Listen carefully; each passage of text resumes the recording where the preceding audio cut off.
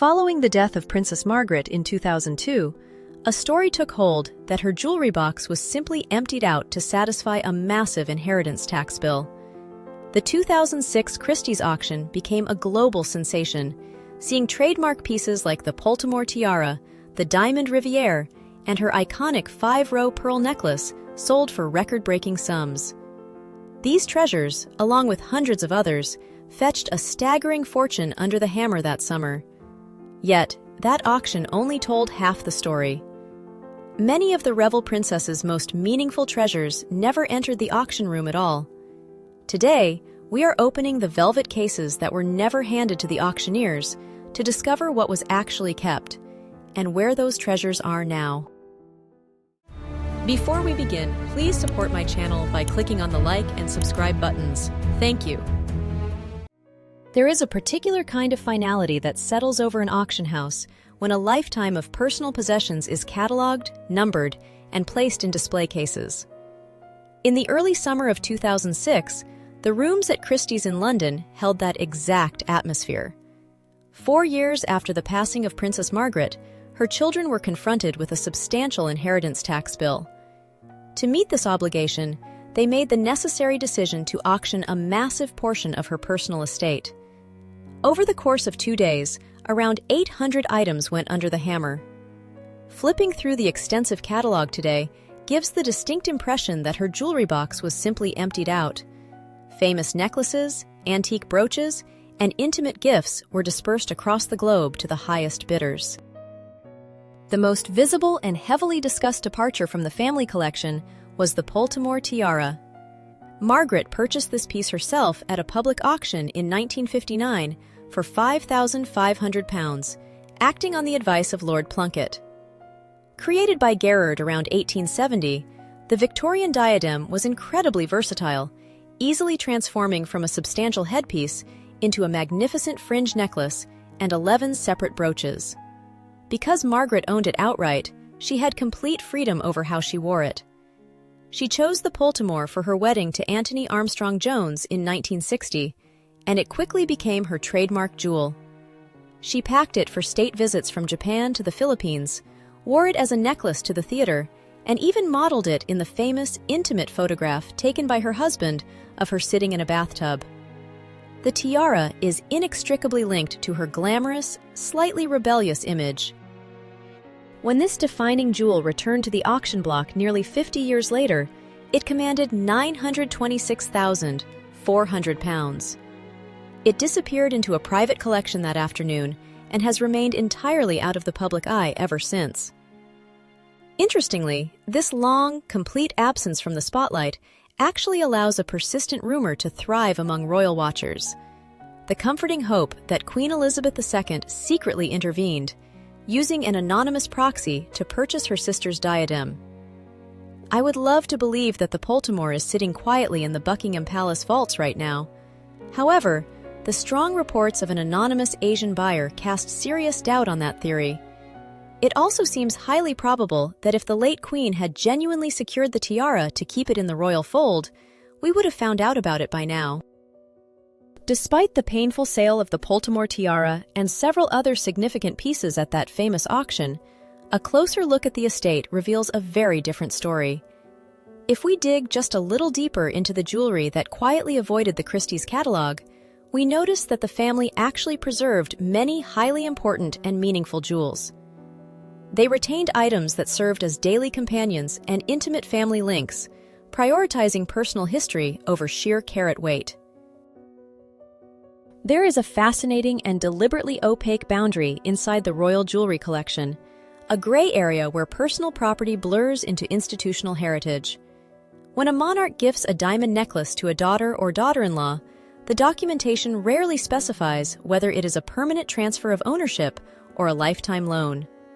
This ambiguity serves the palace rather well, keeping the public from tracking exactly who owns what. It also creates a compelling layer of mystery around several major pieces Princess Margaret wore for decades that never appeared in the 2006 Christie's catalog. One of the most substantial absentees is the Persian turquoise parure. The set consists of a tiara, a grand necklace, earrings, and a brooch, featuring large, smooth turquoises surrounded by diamonds. Created around 1900 by the royal jewelers Gerard, the tiara is mounted in gold, pierced by hand to receive delicate platinum milligrain settings. The design incorporates triumphal laurels, true lover's knots, and ribbons tied around lamps of love. A fitting choice since turquoise traditionally stands for love in the lore of precious stones. King George V presented the complete parure to Lady Elizabeth Bowes Lyon as a wedding gift in 1923, and it went on public display at St. James's Palace alongside her other presents. Elizabeth wore the set frequently in the 1920s and 1930s, often leading the dancing at formal balls in full-skirted gowns of beige lace over satin. In 1951, Elizabeth gave the parure to her younger daughter Margaret as a 21st birthday gift. Margaret debuted her new jewels at the Royal Film Performance the following year, one of the first gala events of the new Queen's reign. She continued to wear them to major events well into the 1990s, including the Jamaican independence celebrations in 1962 and the Queen Mother's 90th birthday gala. When the turquoise set failed to materialize at the auction following her death, many observers assumed it had simply been retained by her son, the Earl of Snowden. Some accounts do report that it remains in his possession today. Yet, given the murky rules of royal inheritance, there is an alternate possibility that the parure was only ever a lifetime loan from the Queen Mother, meaning it quietly traveled back to the main royal vaults after Margaret's passing. Another striking piece caught in this web of uncertain ownership is the sapphire sunray bandeau. The design is highly distinctive, featuring a flexible diamond frame set with sunburst motifs and anchored by a prominent central sapphire and diamond cluster. According to the royal jewelry author Leslie Field, the bandeau originally belonged to the Dowager Empress Marie Fyodorovna of Russia and was later purchased by Queen Mary. While Mary did buy several pieces from the late Empress's estate, there are no public records confirming the purchase of this specific sapphire bandeau, leaving its exact origins slightly mysterious. Queen Mary certainly enjoyed the piece in the 1930s, occasionally popping out the central sapphire and replacing it with the carved emerald brooch from her Delhi Durbar parure. It was Princess Margaret who truly made the bandeau her own in the mid-20th century. She wore the full tiara for several formal events in the late 1950s and early 1960s, before retiring the complete diadem from her regular rotation. The design was incredibly versatile, and even after she stopped wearing the headpiece, Margaret would detach the central sapphire cluster and wear it separately as a brooch from time to time. Unfortunately, we have not seen either the full tiara or the sapphire brooch in public for decades. This long absence leaves us completely in the dark about whether Margaret owned the piece outright or had simply borrowed it from her sister, Queen Elizabeth II. Seeing major historical pieces disappear for decades naturally leads to speculation that they are lost forever, but the royal vaults have a habit of keeping secrets until the perfect moment. The history of the lotus flower tiara offers a very reassuring precedent here. Originally a Gerard diamond and pearl meander necklace given to the Queen Mother in 1923, she had it dismantled a mere 6 months later to create the delicate lotus tiara. She gave it to Margaret in 1959, and it became one of the princess's most frequently worn diadems. When Margaret's daughter-in-law, Serena Stanhope, wore the lotus flower tiara for her wedding in 1993, the general consensus was that it had become the personal property of the Linley family. For years after Margaret's death, collectors assumed the piece was sitting in a private safe, entirely separate from the reigning monarch's collection.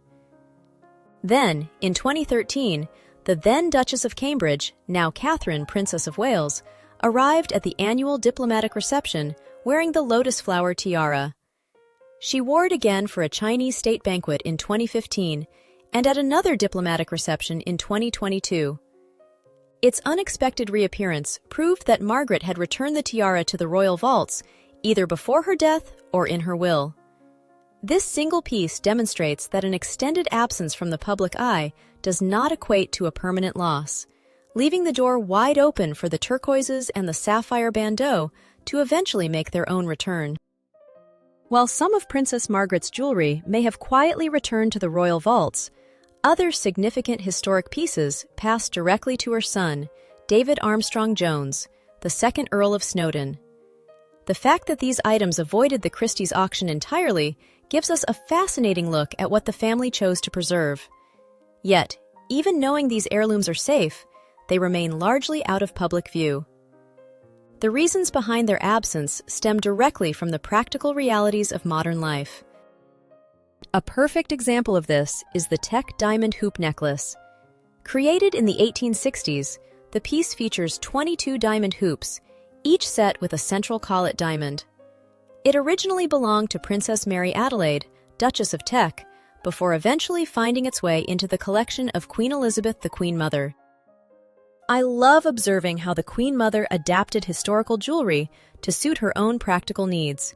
She had the 22 hoops mounted on a frame and wore the piece as a tiara. She frequently chose this low-profile diadem for evening engagements, wearing it to the Royal Variety performance in the late 1930s and for the grand reopening of the Royal Opera House at Covent Garden in February 1946. The size and shape of the jewel provided a comfortable option for a long night at the ballet. In 1960, she presented the jewel to Margaret as a wedding gift. Margaret promptly took it off its tiara frame and wore it strictly as a necklace for the rest of her life. She paired it with the Poltimore Tiara for the wedding ball of King Baudouin of Belgium, and it became a constant companion for her evening galas and film premieres, including the premiere of The Facts of Life in 1961. She continued to wear the heavy hoops well into her later years, bringing the necklace out for a gala performance marking her 70th birthday in 2000. We know the necklace remains with the Earl of Snowdon today, a fact confirmed in 2012 by Sir Hugh Roberts in his documentation of the royal diamonds. Moving from the glittering, flashbulb-heavy film premieres of Margaret's era to the present day highlights a very simple truth. A modern earl and his family simply do not attend the volume of state banquets and royal galas that require a heavy, 22-hoop antique diamond necklace. The jewel sits securely in a vault because the specific aristocratic world that required it on a weekly basis no longer exists. This same shift in lifestyle applies to another major piece often associated with the Snowdon family, the diamond fleur-de-lis brooch. The origins of this large, antique-style diamond stomacher are actually quite fascinating. For a long time, it was vaguely attributed to a shipping company gift from the late 1950s. However, a very compelling theory suggests it is actually a Cartier redesign of an entirely different jewel. In 1957, Dr. J.T. Williamson, the very same man who presented the famous Williamson pink diamond to Queen Elizabeth II as a wedding present, gave Margaret a massive diamond dahlia brooch featuring a prominent central stone. Margaret reportedly found the original floral design a bit too bulky for her petite frame. Shortly after Dr. Williamson's death in 1958, Cartier allegedly remodeled the dahlia into something much more to her taste. Later that year, Margaret debuted the magnificent fleur-de-lis stomacher alongside the lotus flower tiara during a tour of Canada. She found highly creative ways to handle its massive size over the decades. She famously pinned elements of the stomacher directly into her hair as a makeshift headdress for Lord Glenconner's 60th birthday party on the island of Mustique in 1986. Unlike many grand corsage ornaments that royal women retire as fashions change, Margaret continued to pin this heavy piece to her evening gowns well into her old age, wearing it for a concert at the Royal College of Music in 1995. The stomacher vanished from the public eye following her passing in 2002. Many observers assume it was inherited by her son David. If the brooch is indeed sitting in the Snowdon vaults, its absence from the modern social scene is easily explained by practical realities. The specific formal stage required to properly carry off a massive mid-century diamond stomacher rarely exists today. These historical diamonds likely wait quietly in their cases for the next generation of the family to take them out. While some pieces remain hidden simply because the era of grand, formal dressing has faded, other historic diamonds transition away from the royal spotlight through an entirely different avenue. Personal family milestones frequently dictate the movement of significant pieces, allowing them to shift quietly out of the immediate royal line without ever appearing in a public sale. The journey of Queen Mary's Art Deco diamond clips perfectly traces this type of silent migration. These versatile geometric clips first appeared in the royal collection during the 1930s. Their exact origins remain unconfirmed, though jewelry historians suggest Queen Mary likely acquired the pair herself. She regularly pinned the clips directly onto the brim of her hat, alongside wearing them in the more traditional placement on her bodice. Following Queen Mary's death in 1953, her granddaughter, Princess Margaret, inherited the Art Deco clips. Margaret incorporated them into her regular rotation throughout the 1950s. The clips changed hands again in 1993 through a very traditional family exchange. When the Honorable Serena Stanhope married Margaret's only son, David, the then Viscount Linley, Margaret presented her new daughter-in-law with the Art Deco clips as a wedding gift. They immediately became the principal jewels of the new Viscountess. She relied on them for a variety of major family events, pinning them to her tailored coat for the christening of her son in 1999. In a fitting tribute to the woman who gifted them, Viscountess Linley wore the clips for the funeral of Princess Margaret at St. George's Chapel in Windsor Castle in 2002. She continued to wear them to high-profile royal gatherings, including the wedding of Peter Phillips and Autumn Kelly in 2008, as well as for the traditional royal church services at Sandringham. A wedding gift presented directly to a bride becomes her personal property, completely separate from the wider royal vaults or the estate of her husband. Following the announcement of the couple's divorce in 2020, Serena, now Countess of Snowdon, has understandably stepped back from the public royal stage. The Art Deco diamond clips almost certainly remain in her private jewelry box today. We might naturally wonder if the clips will ever return to the public eye, keeping in mind that they could very well be passed down to the Countess's daughter, Lady Margarita, for a new generation of wear.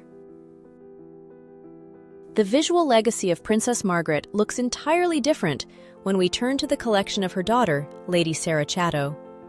Because Sarah appears so frequently wearing her mother's diamonds and pearls, it is easy to assume she inherited the vast majority of the estate. The reality points more toward practicality than sheer volume. Her frequent public appearances in these inherited jewels stem directly from how perfectly these understated, classic pieces align with her personal wardrobe. While her brother holds the massive antique stomachers and heavy tiaras that require a formal state banquet to see the light of day, Sarah relies on elegant daytime and evening pieces that integrate seamlessly into modern royal family gatherings. A cornerstone of her regular rotation is the pair of Greville pearl earrings.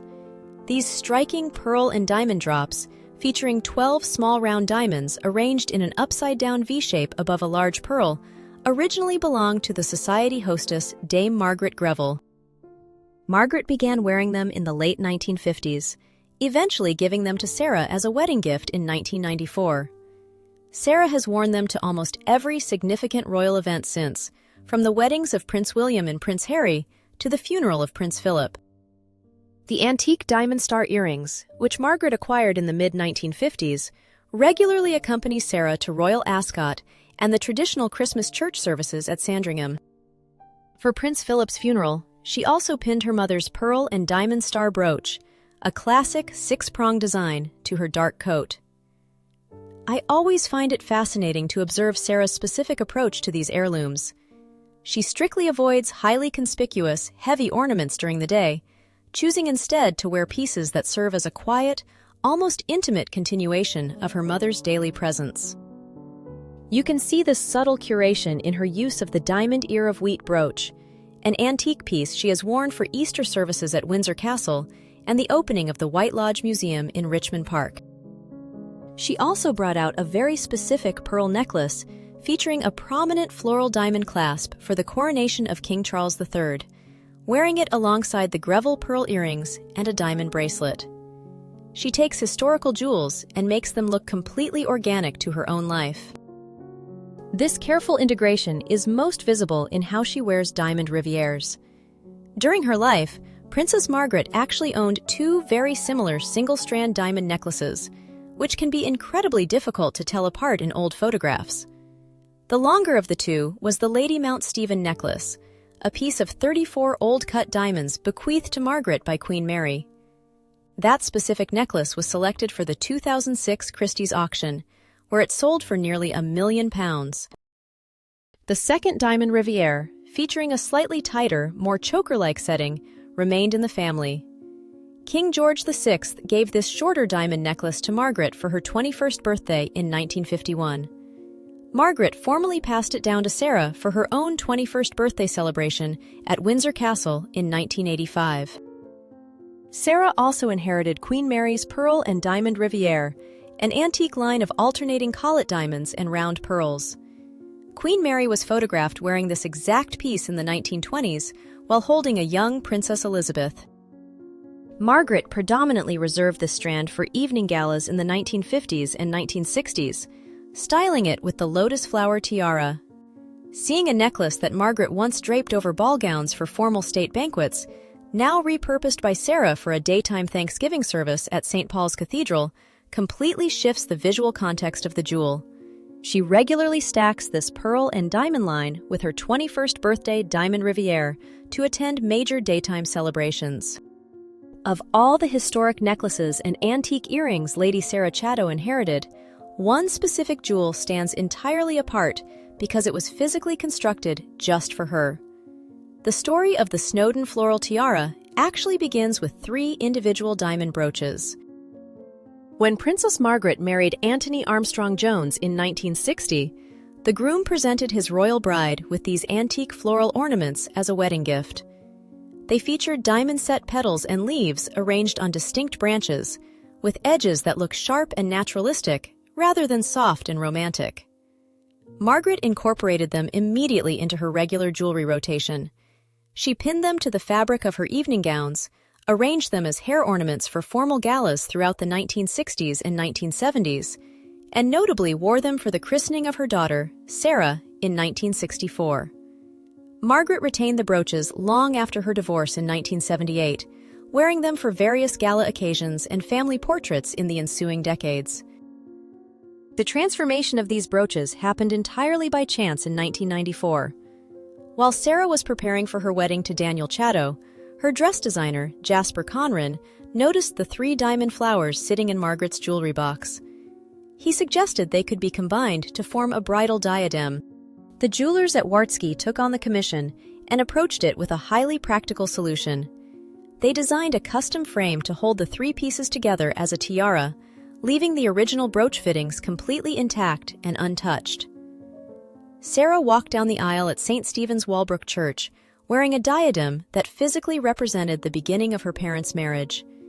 She chose to soften the sharp antique diamonds by wreathing the base of the tiara in fresh greenery, pairing it perfectly with the Greville pearl earrings her mother had also given her for the occasion. Because the Wartsky frame preserves the original mechanics of the brooches, the Snowdon floral tiara remains exceptionally versatile. Sarah choosing to wear the individual diamond flowers as brooches for all subsequent major royal gatherings. She wore these component floral ornaments for the golden wedding anniversary of Queen Elizabeth II and Prince Philip in 1997, and again for their diamond wedding anniversary service a decade later. When Sarah later loaned her bridal gown to the Victoria and Albert Museum for an exhibition, she temporarily reattached the brooches to the tiara frame so the complete bridal look could be displayed behind the glass. We saw Sarah wear them during the celebratory smiles of family weddings, and we saw her wear them during periods of profound national mourning. For the funeral of her aunt, Queen Elizabeth II, at Westminster Abbey in 2022, Sarah pinned the separate floral brooches directly to her dark coat, pairing them once again with Margaret's antique diamond star earrings. While classic diamonds and pearls form the backbone of Lady Sarah Chatto's daily rotation, she also inherited some of her mother's most highly recognizable colored gems. Princess Margaret had a clear affinity for colored stones set in elaborate antique frames, and her collection included 2 pairs of distinctive drop earrings that entirely avoided the auction block. The first is a pair of emerald earrings featuring a pear-shaped emerald, though some sources suggest the stones could potentially be jade or tourmaline, suspended within an 18th century diamond frame. Their exact provenance remains unconfirmed, but it is widely believed they were a gift from her husband, the Earl of Snowdon.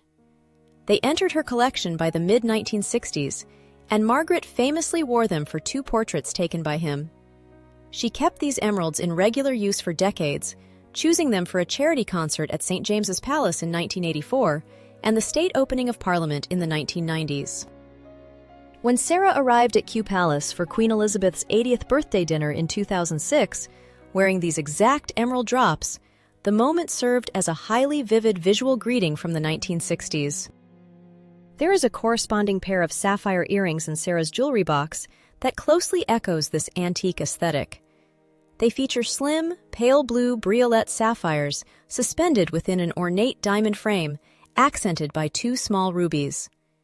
Princess Margaret acquired them in the mid-1950s, wearing them frequently on overseas tours and for major gala performances during that decade.